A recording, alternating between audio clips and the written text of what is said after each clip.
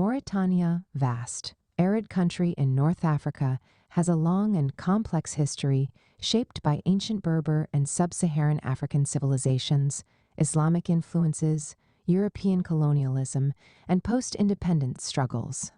As a bridge between the Arab Maghreb and sub-Saharan Africa, Mauritania has played a crucial role in trade, culture, and politics throughout history.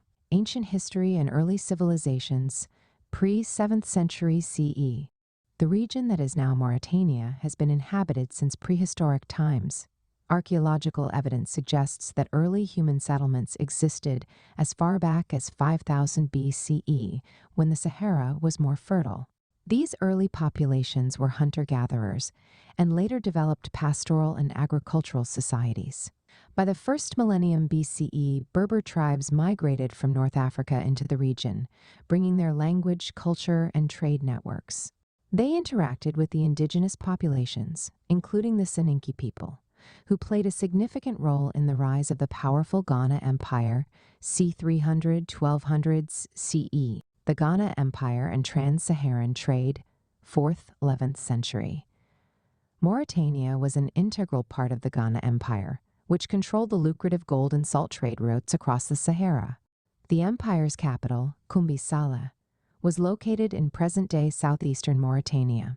It was a cosmopolitan city where Berber, Soninke, and Arab merchants conducted trade in gold, ivory, salt, and slaves. By the 11th century, the Ghana Empire began to decline due to internal strife and invasions by the Almoravids, a militant Berber Muslim dynasty. The Almoravids conquered parts of Mauritania and introduced Islam, which gradually replaced indigenous religions. Islamization and Berber rule, 11th–16th century. After the fall of the Ghana Empire, Berber and Arab tribes established control over the region. These groups, including the Senhaja Berbers and later the Makul Arabs, played a key role in spreading Islamic culture, education, and Arabic language across Mauritania. By the 15th century, Arab tribes, particularly the Beni Hassan, began to dominate the region, leading to conflicts with the Berbers. This resulted in the Hassaniya Arabic dialect becoming the dominant language, though many Berber traditions persisted. During this period, Mauritania remained a crucial link in trans-Saharan trade, connecting North Africa with West Africa. The region's cities, such as Chinguetti and Oualata, became centers of Islamic scholarship and learning, attracting scholars and traders from across the Islamic world. European contact and French colonization, 5th century.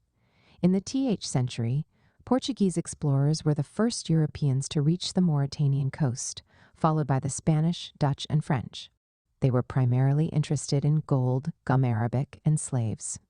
However, due to the harsh desert environment and resistance from local tribes, Europeans established only coastal trading posts rather than full-scale settlements. By the 19th century, France expanded its influence in West Africa and sought to colonize Mauritania.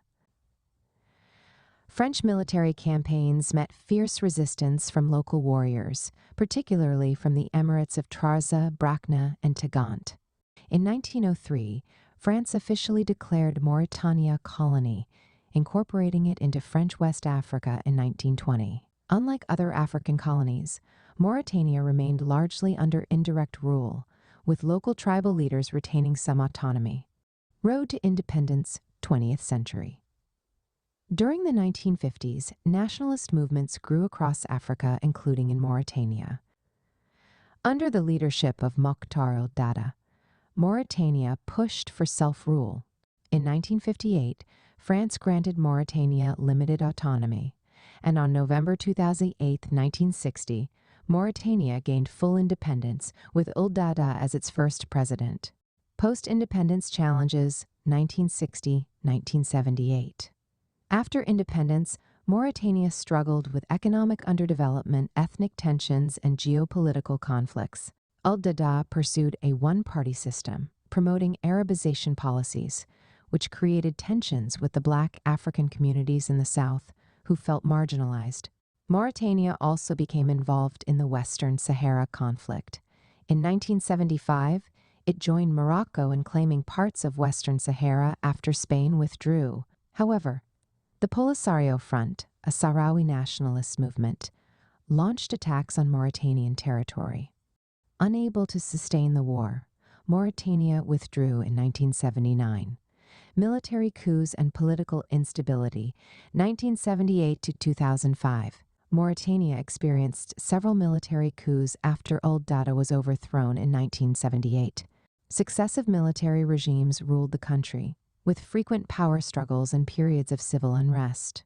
During the 1980s and 1990s, Mauritania faced ethnic tensions between Arabs, Beydanes or white Moors, and black Mauritanians, leading to violence and displacement.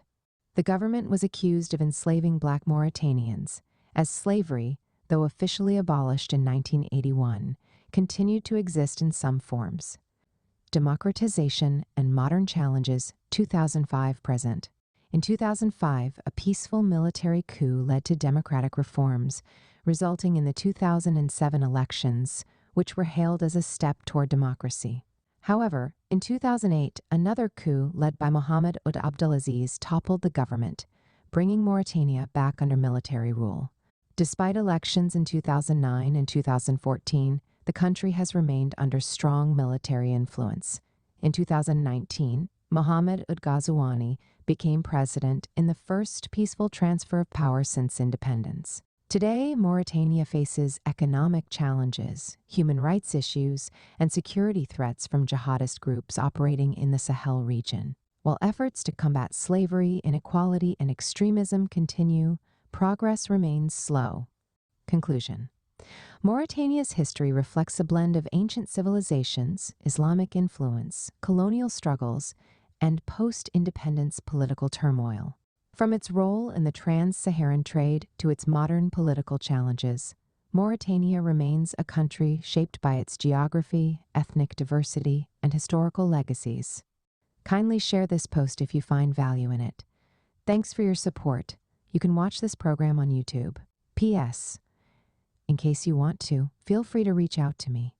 If you need advice on your plans and ideas, and how to work on your gift and purpose, drop me a message here or email me at sopiansofgod@gmail.com and we'll arrange a call.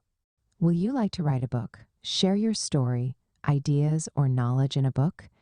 Now it's easier than ever. In 3 weeks, your book will be written and published. Send a message to bookmindsgmail.com.getbooks on Amazon Books. Check out our website, Wordflix Publishers. Like and subscribe for more. Thanks for watching.